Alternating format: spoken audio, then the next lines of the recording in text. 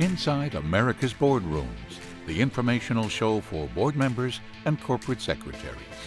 Brought to you with Knowledge Partners, Diligent, PwC, Center for Audit Quality, Spencer Stewart, the Conference Board, and Corporate Board Member, along with content contributors Equilar, Meridian Compensation Partners, Wilson Sonsini Goodrich and Rosati, Donnelley Financial Solutions, and the Society for Corporate Governance. Welcome to this edition of Inside America's Boardrooms. I'm TK Kerstetter, the CEO of Boardroom Resources and the co-founder and editor-at-large of Corporate Board Member Magazine. It's my pleasure to welcome you to the show. Today we're going to be talking about what does your proxy convey about your board and governance. And joining us back again is a good friend of ours that is an expert in this space. Join me in welcoming Ron Schneider, who's the Director of Corporate Governance Services at Donnelley Financial Solutions. Welcome, Ron. Thanks, TK. My pleasure. So it's that time of the year, and I know you guys are just about ready to print your the guide to effective proxies, and I'm assuming that's going to be out very shortly, correct? It's available online now and being printed as we speak. And I'll tell you what, when I was, and I still use it, because one of the nice things that you do is that it's rather than me combing over all the companies to try and find out who's doing something creative, you guys do that as part of this process.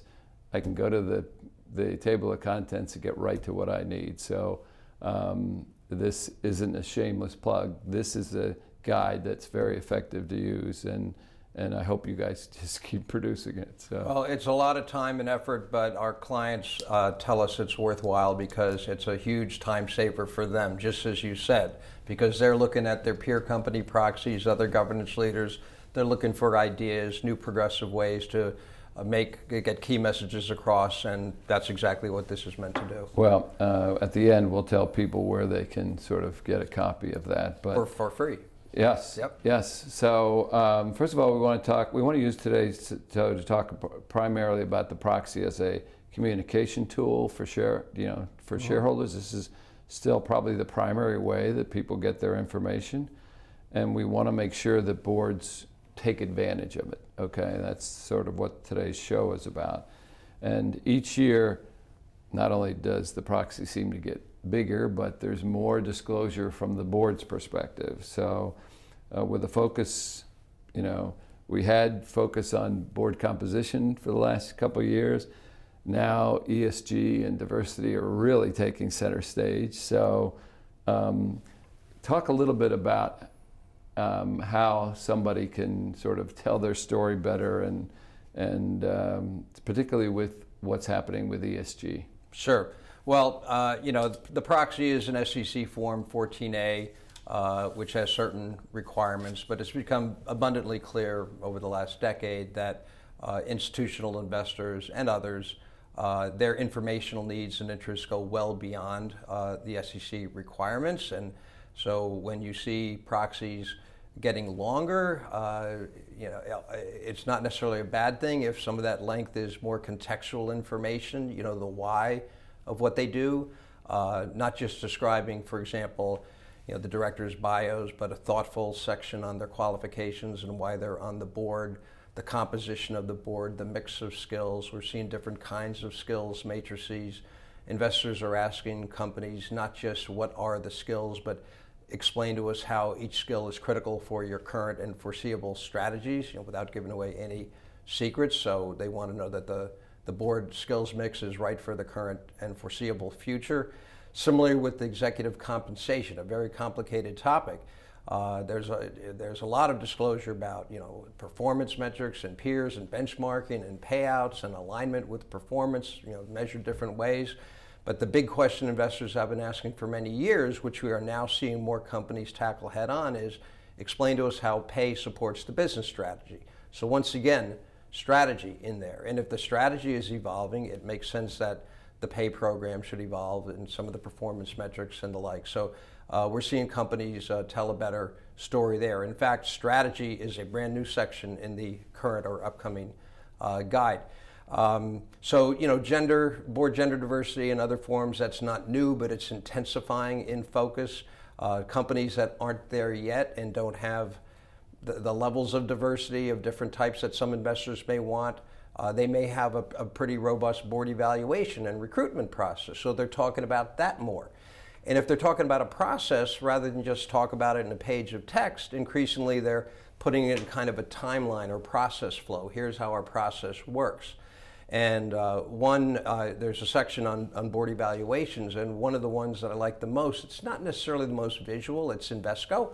And they have 7 steps to the process. And on the 7th step, what they say is, here's the outcome or the results of that process. And they go on to say, over the last 3 years, following this process, we've added 4 new directors with these mix of skills. So again, the process, their needs, and the results. So I've heard people say, good disclosures explaining that you have a process, better disclosures explaining what that process is, and great disclosure is explaining the results of that process. So a lot of companies doing a great job, and not just large caps. We're seeing some mid and small caps really making concerted efforts to communicate clearly with their investors. Now, you mentioned ESG, so the G, governance, you can say that's been around for a while.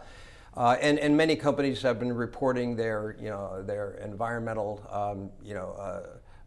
best traits and sustainability and CSR and other reports on their website.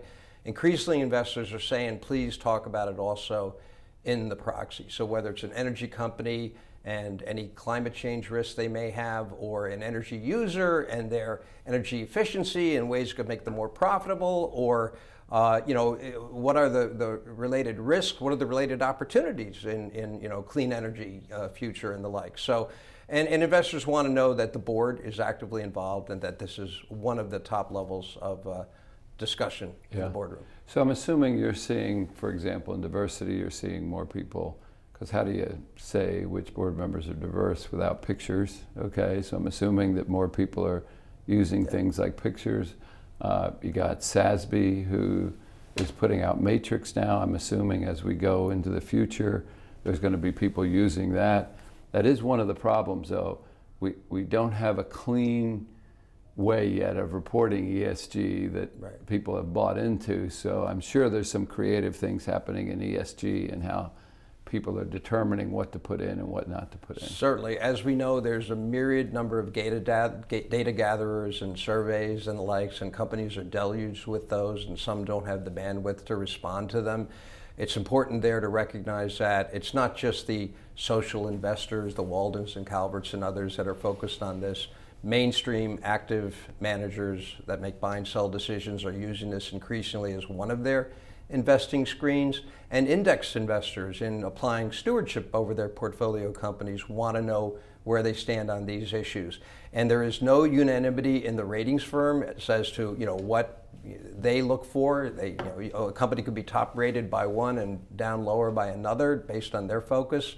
What's material to a particular company certainly varies by industry, and it can vary by company within the industry as well. So it's kind of in the early, I think there's going to be some shaking out and there will be some standards, but so that gives companies a great opportunity to figure out what is material to us, do we have a handle on it, and how can we effectively communicate that? Yeah, so we got about a minute left, but I wanted to ask you, what's like the biggest mistake in your mind that you see that people are making when it comes to their proxies and designing them and putting them out? Sure.